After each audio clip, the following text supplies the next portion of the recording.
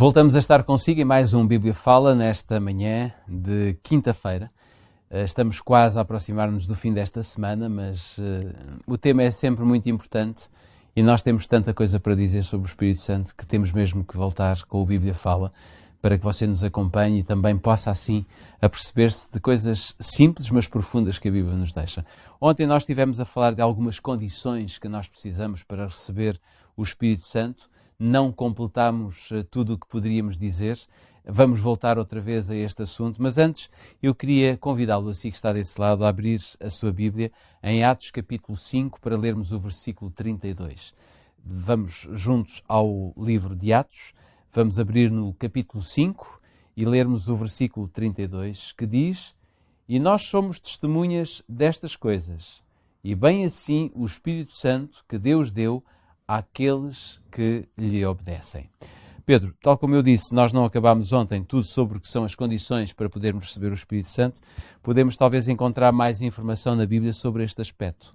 O que é que falta dizer? Ou o que é que nós podemos dizer, acrescentar? Penso que o que falta dizer, e que é muito importante, a Bíblia na sua simplicidade e profundidade, acabaste de o ler, diz que Deus dá o Espírito Santo àqueles que lhe obedecem.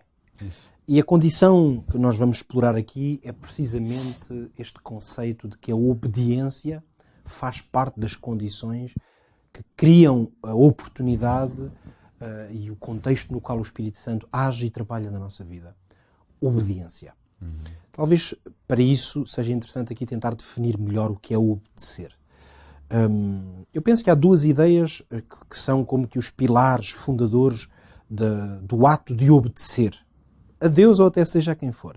Mas, em primeiro lugar, é reconhecer o outro, portanto, aquele a quem eu obedeço, como superior ou como autoridade. Aqui o reconhecer como superior não tem que ser como no sentido de estatuto. É reconhecer a autoridade do outro. Ele tem alguma autoridade sobre mim e, nesse sentido, ele é-me superior. Está numa posição de mais autoridade. Este é o primeiro ponto, a primeira base da obediência. E a segunda é de reconhecer que a minha vontade é inferior à do outro. Que eu não estou capaz de decidir tão bem como o outro está. E por isso o que é que eu faço? Submeto a minha vontade. Portanto, em relação a Deus, quando nós reconhecemos, por um lado, que Ele é superior, isto pode parecer, para quem é crente em Deus, uma verdade lá para Alice. Mas há muitas pessoas, se calhar até que nos ouvem aqui, não sei, oxalá que sim, e possivelmente não são crentes em Deus ou que se indagam sobre a sua crença em Deus. Portanto, não é seguro que qualquer pessoa vai reconhecer Deus como superior. Mas a única hipótese de obedecer a Deus é fazer esse reconhecimento. Mas esta obediência não é durante um tempo. É coisa de uma vida. Ela é de uma vida porque ela é precisamente esse ponto que estás a tocar, é onde eu, no fundo, penso que estes dois pontos nos ajudam a chegar. É que se eu reconheço Deus como superior, como Senhor e soberano, isso não é uma coisa que possa acontecer agora e daqui a um bocado já não reconheço. Assim como se eu reconheço a autoridade do meu Pai sobre mim, isso não é uma coisa que depende da circunstância. Eu reconheço aquela entidade que é o meu Pai, não é? Então, é disto que se trata a obediência. No entanto, isto dito assim até pode parecer, se alguém ouvisse só as expressões, a terminologia que eu usei, isto até pode parecer uma coisa desagradável. Porque dizer, reconhecer o outro como superior e reconhecer-me a mim ou a minha vontade como inferior ou menos capaz, parece uma coisa pesada e desagradável. E talvez seja por isso, se calhar temos que dizer, talvez seja por isto que obedecer tantas vezes é-nos difícil. Aliás, desde os nossos filhos, eu tenho filhos pequenos ainda, tu também os tens ainda crianças, e a gente sabe que às vezes para os filhos é um desafio obedecer. Já para não falarmos de nós mesmos, não é? E quanto mais nós, na nossa relação com Deus, e às vezes até com outros, com aqueles que às vezes que estão connosco numa relação de autoridade, porque, por exemplo, as pessoas que têm patrões, chefes, seja em que domínio for, no seu trabalho ou em alguma associação onde colaborem, enfim, a relação que temos com aquele que é chefe é uma relação, é uma dinâmica em que os níveis de autoridade são distintos. Claro. Por isso, obedecer, por vezes, para nós torna-se um pouco pesado e difícil de fazer. Precisamente porque a nossa natureza como que não quer reconhecer ninguém como superior.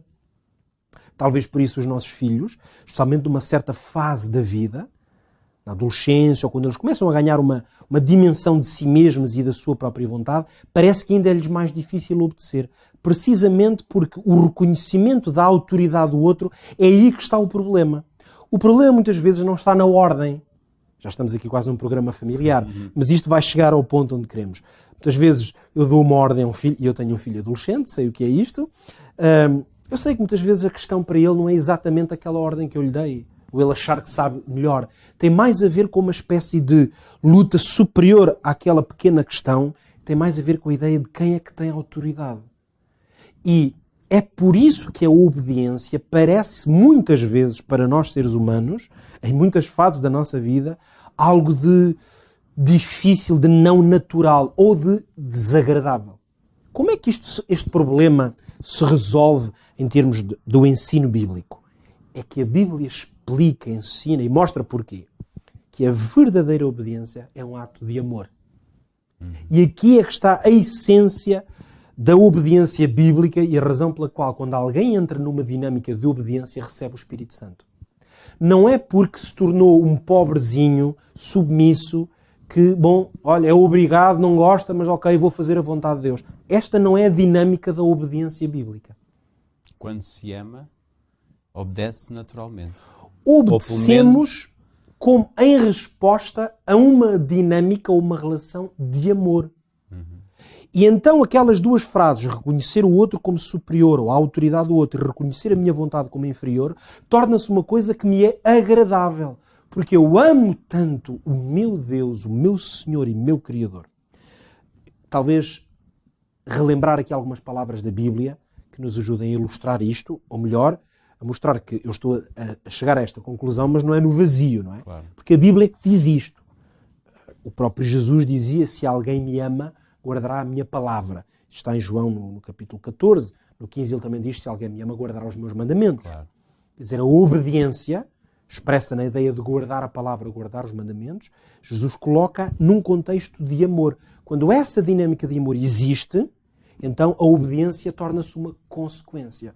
Eu gostava ainda de ler as palavras do apóstolo João, mas que ele escreveu na sua primeira carta, no capítulo 2, porque ajudam a solidificar bem esta lição, se posso dizer assim. Capítulo 2 de 1 de João, o versículo 4 diz, aquele que diz, eu o conheço, a Deus, o Pai, e não guarda os seus mandamentos, é mentiroso. E nele não está a verdade. Agora nota o seguinte, mas qualquer que guarda a sua palavra, o amor de Deus nele tem-se verdadeiramente aperfeiçoado. E é nisto que conhecemos que estamos nele. Então, se alguém quisesse saber, perguntasse assim, como é que nós conhecemos ou podemos saber se alguém está em Deus? Podemos dar duas respostas, segundo este versículo, que querem dizer a mesma coisa. Podemos observar se essa pessoa guarda os mandamentos de Deus, que é o mesmo que dizer se o amor de Deus está a aperfeiçoar-se. Porque obediência aos mandamentos e amor a Deus são, no fundo, na linguagem bíblica, uma e a mesma coisa. Porque a essência do amor na Bíblia é um altruísmo intencional. Ou seja, eu quero o outro, amo o outro, prefiro o outro do que a mim próprio. E quando eu entro nesta dinâmica de relacionamento altruísta com Deus, eu vou obedecer-lhe perfeitamente e faço com gozo, com satisfação. O grande problema do ser humano é que muitas vezes o nosso amor é egoísta. Temos que ser claros sobre isto. Mesmo o amor sendo real, sendo uma experiência genuína, mas muitas vezes o amor que temos, mesmo com as pessoas que estão mais próximas, por exemplo, esposa ou marido, ou até com os nossos filhos, se nós sondarmos, como diz o salmista, se sondarmos o nosso coração totalmente, vamos conseguir encontrar muito egoísmo no amor que temos, mesmo às pessoas que nos são mais próximas. Porquê? Porque nós amamos-las, mas esperamos obter alguma coisa. Claro. Até muitas vezes os nossos filhos, nós sentimos aquele gozo, um certo orgulho, por exemplo, deles fazerem bem as coisas, ou terem boas notas, ou alcançarem sucesso, ou há como que uma satisfação pessoal. Não é só satisfação por eles, também é satisfação pessoal.